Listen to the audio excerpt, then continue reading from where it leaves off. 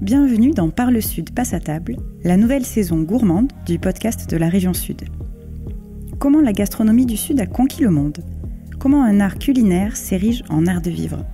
Qui sont les femmes et les hommes qui œuvrent en coulisses ? Sur tout le territoire, des personnalités ont des histoires extraordinaires à nous raconter. Partons à la rencontre de chefs cuisiniers, de sommeliers et de producteurs qui incarnent le Sud de la plus belle des manières, en titillant nos papilles. Le chef que nous rencontrons aujourd'hui a un parcours exceptionnel. Partout où il passe, les étoiles Michelin ne tardent pas à briller. Une pour la Villa Calvi, en Corse, sa terre natale. 3 pour l'hôtel Spa du Castellet, dans le Var. Et désormais installé dans le Luberon, au Mas des Édins, il a décroché 2 étoiles en seulement 10 mois après l'ouverture. Ce chef, c'est Christophe Baquier, également meilleur ouvrier de France. Quand il n'est pas en cuisine, il met son expérience au service des autres, prépare des jeunes chefs à affronter des grandes compétitions ou officie en tant que juré. Alors, comment pense le plus aguerri des critiques ? Il nous a reçus chez lui à Beaunieu pour en discuter. Bonjour Christophe Baquier. Bonjour Léa. Aujourd'hui, on est au Mas des Édins. Est-ce que vous pouvez me décrire un peu ce lieu ? Écoutez, c'est un lieu qu'on a trouvé il y a quelques temps avec ma femme. On a acheté en 2022, qui se trouve sur la plaine de Beaunieu. Et voilà, on a craqué pour ce lieu. Donc c'est une chambre d'hôte entourée de 3 hectares et demi de terrain, sur lequel il y a des plantations qui étaient déjà existantes. La lavande, par exemple. On a également des oliviers qu'on a replantés. Voilà, il y a des figuiers. On a pas mal de choses à faire. Plus, on y a adossé une table gastronomique. Est-ce que c'est une philosophie qu'on retrouve un peu dans le nom de votre table ? Oui, la table des amis, bien entendu. Vous savez, la table d'hôte, c'est pas anodin. La chambre d'hôte, c'est pas anodin non plus. C'était vraiment la philosophie qu'on comptait apporter. On a travaillé pendant 25 ans dans des très belles maisons, puisque l'hôtel du Castellet avait 5 étoiles. On avait 3 étoiles Michelin. Donc, on a connu ce luxe et on a l'intime conviction que le luxe peut être apporté aussi d'une autre manière. Et en particulier par l'amitié, la sincérité, la convivialité. Et c'est ce qu'on essaie d'apporter dans cette maison, oui. Alors, le nom de la table est pas anodin, c'est certain, oui. Est-ce que vous pourriez nous faire saliver et nous dire ce qu'on va manger un peu chez vous dans les semaines qui arrivent ? Dans les semaines qui arrivent, vous mangerez toujours des produits de saison. Voilà, on va faire par exemple des soirées chasse. J'adore le gibier, dont le lièvre à la royale, qui est une recette très compliquée, la tourte, que je fais avec du colvert, et puis plein d'autres choses. Alors vous retrouverez toujours l'aïoli moderne, celui qui m'a, avec le poulpe de Méditerranée, celui qui m'a fait connaître quand même assez de manière importante. Et puis voilà, et puis d'autres, des desserts à base de fruits de saison. On est en train de mettre une recette au point aussi avec les crabes bleus. Vous savez que les crabes bleus aujourd'hui... c'est envahissante. A priori extrêmement envahissante. C'est pas moi qui vais empêcher les crabes bleus de faire ça, mais si on peut déjà mettre des recettes, faire des recettes et se dire, voilà, travaillons ce crabe-là, puisque maintenant il est là, autant s'en occuper. Donc il faut des produits qui sont sympas, mais qui demandent aussi beaucoup de temps. Décortiquer, vous imaginez bien, je vais pas mettre le crabe comme ça dans l'assiette. Donc décortiquer le crabe, trouver une bonne cuisson, le lien, etc. Donc c'est un petit chantier. Est-ce que on pourrait peut-être aller en cuisine ? On va aller si vous voulez. Allez. Vous pouvez m'expliquer un petit peu ce qui mijote ? Alors là, je vous parlais tout à l'heure de ce crabe bleu. Vous voyez, là, on est en train d'essayer de faire un consommé, ce jus qui va accompagner ce plat. Voilà. Là, on a ici, on est en train de... Pardon, Clémence. On est en train de faire un fond de lièvre, sans la chasse. Ça sent très très bon. Là. Du reste, il faut écumer ça, les enfants. Là. Le chef ? Voilà, et puis regardez, on est en train de faire des petites chips de persil. Paul qui vient de nous rejoindre à tailler le poulpe pour ce soir. Voilà, toutes les préparations se font le matin. Votre épouse nous a dit que vous étiez très très satisfait aujourd'hui de ce que vous aviez reçu. Oui, j'ai reçu des beaux rougets. On a fait des filets déjà. Victor, sors-nous les rougets. On va faire voir les rougets. Puis après, on a un joli pagre. Est-ce qu'on sort la boîte avec les pagres ? On leur fait voir le joli pagre. S'il mérite. Vous voyez, c'est bagué, c'est certifié être une pêche artisanale et durable. Et regardez, voilà, ça fait 5 kilos, c'est magnifique. Et alors, votre équipe, elle est super jeune. Ah oui, oui. Et heureusement qu'ils ne sont pas tous vieux comme moi, sinon il y aurait des chefs. Non, mais il y a des jeunes, oui, c'est la jeunesse, c'est le futur. Voilà, ils sont concentrés. Si on remonte un peu le temps, votre parcours à vous, il commence en Corse ? Exactement. Est-ce que vous diriez que depuis le début, il y a eu la Méditerranée un peu dans vos inspirations, vos goûts, votre manière de créer la cuisine? Moi, c'est même une manière de vivre, une manière d'être. J'ai grandi en Corse, j'ai fait l'école hôtelière à Île-Rousse, effectivement. Je suis parti travailler ensuite sur le continent, à Paris en particulier, l'Oasis à Mandelieu. Ensuite, j'ai été travailler avec mes parents qui avaient un hôtel-restaurant à Lougnes, donc je suis retourné en Corse. Ensuite, j'ai réintégré une maison parisienne, la maison Prunier, avenue Victor Hugo, avec Gabriel Biscay, un meilleur ouvrier de France. Et me voilà reparti en Corse, en 97. Puisque c'était l'objet de votre question, j'ai toujours été baigné près de la Méditerranée. J'ai une philosophie de cuisine axée sur la Méditerranée sans aucun doute et qui ne bougera pas. Le Luberon, pour moi, c'était devenu la frontière avant le nord de la France. Hein. Je pouvais pas aller plus haut, donc je suis toujours ancré dans cette Provence, dans cette Méditerranée, c'est certain. Ouais. Voilà, parce que nous, évidemment, en région sud, vous savez, on est un peu chauvin. Et c'est bien, vous avez raison, moi aussi. Vous nous disiez pourquoi vous aimez tant le Vaucluse, par exemple, et la région. Pourquoi avoir choisi finalement de vous installer ici? Il faut avouer que voilà, le Vaucluse, le Luberon a quand même ces typicités de maison avec beaucoup de charme. On avait vraiment besoin d'un lieu chargé de quelque chose qui nous touche en fait. Et maintenant, j'apprends à connaître cette région, puisque maintenant, il y a beaucoup d'atomes crochus avec... vous savez, je parle souvent de la Corse, mais oui, le maquis, c'est le même, le soleil, c'est le même. Voilà, donc je me suis un peu éloigné de la Méditerranée, mais la Méditerranée vient à moi grâce à des fournisseurs fantastiques. Et puis je pense qu'en qualité de cuisinier, on ne peut être qu'attiré. Et moi, je suis super content d'être là. Il y a des producteurs et des fournisseurs de dingue.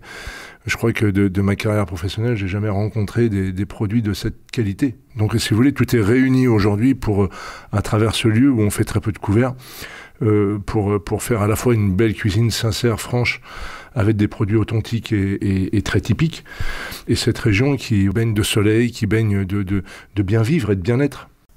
Okay. C'est vraiment la meilleure réponse à cette question, finalement. Ah, mais je ne l'ai pas préparé, je suis sincère, c'est ce que je pense. Moi, j'ai été très touché des producteurs. À la fois ce monde agricole, paysan, très dur, parce qu'on ne les amadoue pas comme ça. Donc j'ai été vraiment de manière, en plus, je pense, la plus simple du monde. Je me suis jamais présenté, j'ai jamais dit rien du tout de mon passé, de mon truc, de mon machin. Au mois de novembre l'an passé, je le dis toujours parce que c'est impressionnant en fait. C'est un producteur d'agneaux qui est sur le Youth qui me dit ah, vous venez même l'hiver au marché, ça n'est pas que du Fautelot. Je dis non, ça n'est pas du Fautelot. Je dis là, vous me vexez, mais ça me touche aussi parce que vous voyez que oui, même l'hiver quand il fait froid, je viens au marché. Donc je vais tous les dimanches au marché à Coustelet, j'adore. Vous avez évoqué votre carrière et il y a un événement important. Cette année, c'est le centenaire cette année des MOF.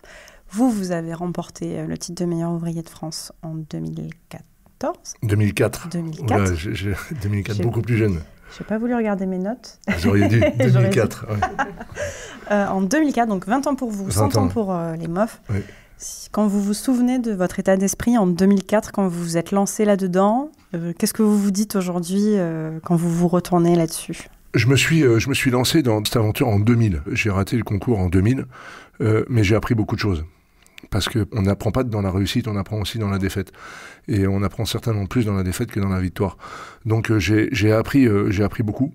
Et ce qui m'a permis en 2004, effectivement, d'y retourner avec une volonté quasiment impossible à abattre. C'est un concours qui est une aventure humaine incroyable, tant dans la difficulté parce que c'est extrêmement dur, que dans la réussite quand on l'a. Voilà, c'est quelque chose de très palpitant. Je dis souvent, depuis que l'être humain est fait pour se dépasser et se surpasser. Et le meilleur ouvrier de France à travers ce concours, qui représente quand même plus de 80 métiers. On parle souvent de la cuisine, mais je crois même que c'est 120 corps de métiers, n'ayant pas de notes. Et je crois même qu'il y en a plus aujourd'hui. Ce col bleu, blanc, rouge m'a amené beaucoup d'obligations, en fait. J'ai dormi avec ma veste, moi, le premier jour, parce que j'y croyais pas. Et quand je me suis levé le matin avec, c'est vraiment vrai, elle est à moi. Et en fait, c'est fantastique, mais ça amène aussi également beaucoup de responsabilités, de s'amener à soi-même encore pas une pression, mais une manière d'être où l'on se doit d'être irréprochable dans tous les sens du terme.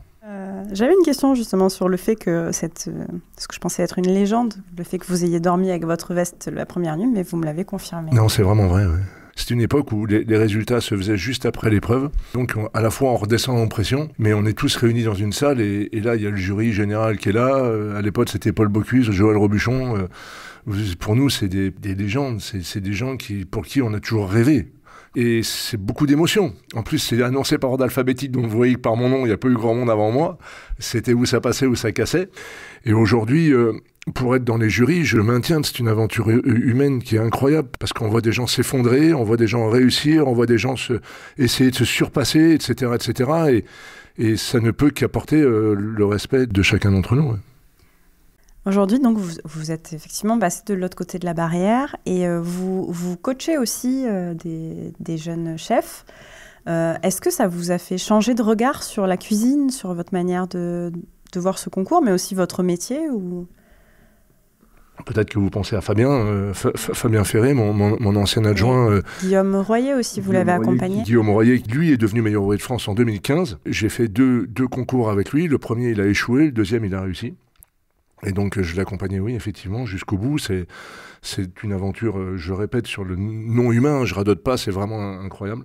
Et ma femme me disait, mais on a l'impression que c'est toi qui repasses le concours. C'est-à-dire que toutes les nuits, vous vous levez en disant, bah tiens, on devrait essayer ci, on devrait essayer ça. C'est pas nous qui devons faire le concours, mais on doit apporter à la personne qu'on soutient une vision, une idée, des fois même de recadrer parfois un peu sèchement, parce qu'on a tendance à déraper. Et ensuite, Fabien, effectivement, qui est maintenant le chef de l'hôtel du Castellet, j'ai eu le bonheur de l'accompagner. Il a fait 2 finales. À mon grand désespoir, il ne l'a pas eu. Pourtant, un garçon brillant, la preuve, puisqu'il a 3 étoiles, comme quoi ça ne veut rien dire. C'est intéressant de voir aussi qu'aujourd'hui, vous êtes jury, vous accompagnez des chefs, et on peut penser que c'est une manière pour vous aussi de garder l'esprit ouvert, de rester réceptif peut-être à d'autres sensibilités, d'autres idées. Oui, c'est un métier en constante évolution. Voilà, c'est un métier où de jeunes chefs arrivent, ont à la fois beaucoup d'ambition, et c'est très bien, ont également beaucoup de liberté. Ils ont su se libérer beaucoup plus vite que nous, que notre génération, de plein de choses. Et oui, je pense que la cuisine évolue très vite. Et également, oui, ça donne la possibilité de voir plein de choses, de voir beaucoup de techniques. Parce que d'un filet de porc, il y a des choses, ou d'un filet de veau, il y en a qui vont travailler. Il y a 100 candidats, il y a 100 façons de faire de manière différente. Donc c'est ça qui est intéressant quand même. Et on vous retrouve dans des concours assez différents, parce qu'il y a par exemple le San Pellegrino Young Chef Award, ouais. Et le concours de Brasero de Beaulieu par exemple. Oui, mais c'est de la cuisine.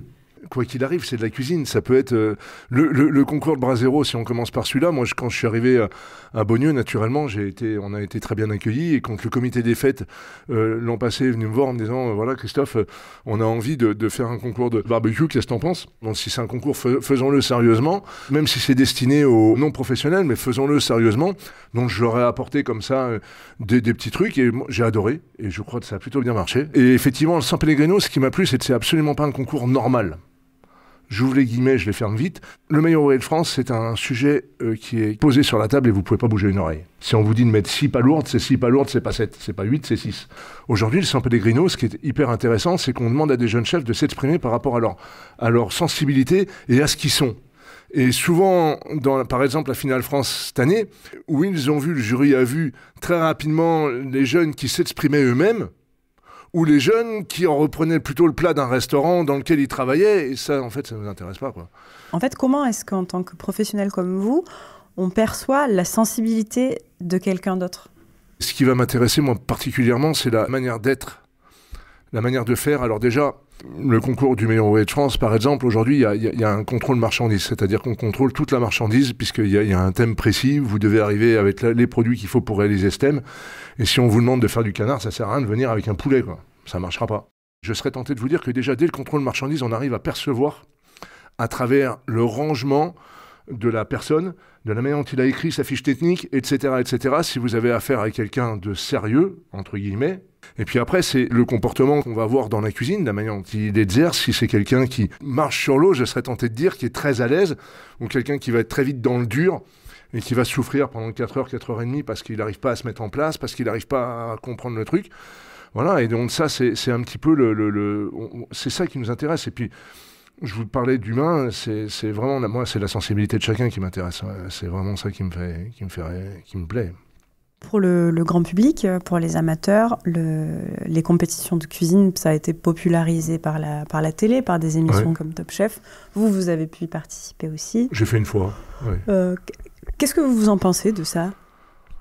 C'est toujours délicat de m'exprimer sur Top Chef pour quand même avouer que ça a quand même ouvert à notre métier, ce métier de cuisinier, qui fait rêver beaucoup de monde. Les écoles hôtelières se sont remplies, etc., etc. Avec pour moi, un petit problème qui s'est greffé à ça, c'est qu'on a l'impression qu'une recette, ça se fait en 1 heure en claquant des doigts, en rentrant dans un économat en courant, en prenant un loup qui fait 3 kilos et pour servir 2 portions. C'est un petit peu ce côté-là qui me gêne, voilà. Maintenant, il faut avouer qu'il y a des jeunes qui gagnent et qui sont des jeunes brillants. Et même ceux qui ne gagnent pas sont brillants parce que, vous savez, quand on se lance dans un concours, il faut avoir le courage de faire un concours. Alors là, en plus, c'est à la télé, donc avec certainement cette chose en plus d'une caméra, de ce qui va sortir de la caméra, parce que souvent, entre ce que vous avez voulu montrer et ce qui leur sort, il y a peut-être un fossé. Tout ça, c'est respectable. Maintenant, et c'est une émission fantastique. Il y a des jurys, tous les jurys qui sont des copains, et des amis, même pour certains. C'est top.